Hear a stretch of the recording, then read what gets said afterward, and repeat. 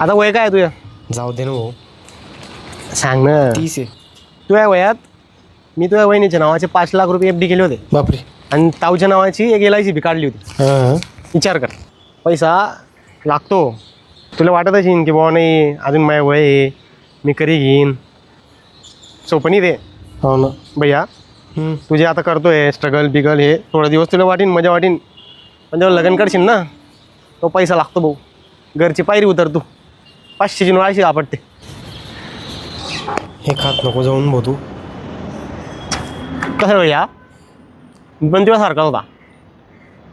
हे काय घर गाडी हे असं लगेच नाही झालं हे. हो ना. पण करेक्ट टायमावर तू डिसिजन घे की काय करायचं आहे तुला आयुष्यात. हे जे तू करतोय ना आता स्ट्रगल बिगल, हे जास्त दिवस नको करू. झाला आता गैर दिवस झाले.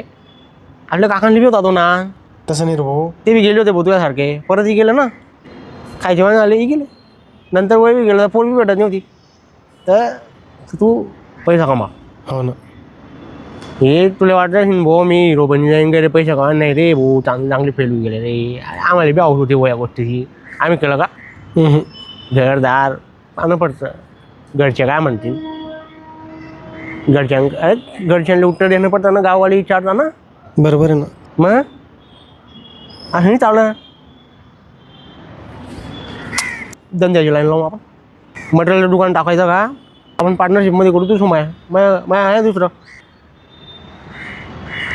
नाही रे दादा, ते आगत नाही होतो का तू. कमी वाटलं तुला ये परत आला तू मुंबईवरून. तो होत नाही भाऊ माझ्याकडून. आता करू आपण.